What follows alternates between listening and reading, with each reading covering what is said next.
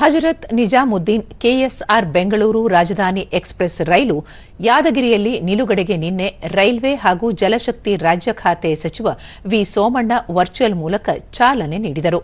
ಲೋಕಸಭೆ ಸದಸ್ಯ ಜಿ ಕುಮಾರ್ ನಾಯ್ಕ್, ಶಾಸಕ ಚೆನ್ನಾರೆಡ್ಡಿ ಪಾಟೀಲ್ ತನ್ನೂರ್, ಶರಣಗೌಡ ಕಂದಕೂರು ಸೇರಿದಂತೆ ಹಲವರು ಯಾದಗಿರಿಯಲ್ಲಿ ಉಪಸ್ಥಿತರಿದ್ದರು.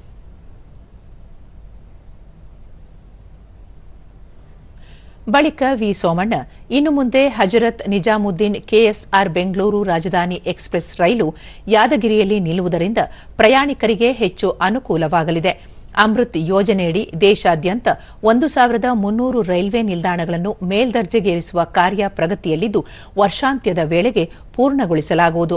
ಕರ್ನಾಟಕದಲ್ಲಿ 6200 ಕೋಟಿ ರೂಪಾಯಿ ವೆಚ್ಚ ಯೋಜನೆಗಳನ್ನು ಅನುಷ್ಠಾನಗೊಳಿಸಲಾಗುತ್ತಿದೆ. ಇದರಲ್ಲಿ 2850 ಕೋಟಿ ರೂಪಾಯಿ ಹಣವನ್ನು ಗದಗ, ವಾಡಿ ಮತ್ತು ವಡಗೇರ, ರಾಯಚೂರು ಯೋಜನೆಗಳಿಗೆ ಮೀಸಲಿಡಲಾಗಿದೆ. 2027ರ ವೇಳೆಗೆ ಕಾಮಗಾರಿಯನ್ನು ಪೂರ್ಣಗೊಳಿಸಲಾಗುವುದು ಎಂದು ತಿಳಿಸಿದರು. ನೇರವಾಗಿ ಸಂಪರ್ಕ ಬೆಳೆಸತಕ್ಕಂಥದಕ್ಕೆ ಈ ಒಂದು ರಾಜಧಾನಿ ಎಕ್ಸ್‌ಪ್ರೆಸ್ ನಿಮಗೆ ತುಂಬಾ ಅನುಕೂಲ ಮಾಡಿಕೊಡ್ತದೆ.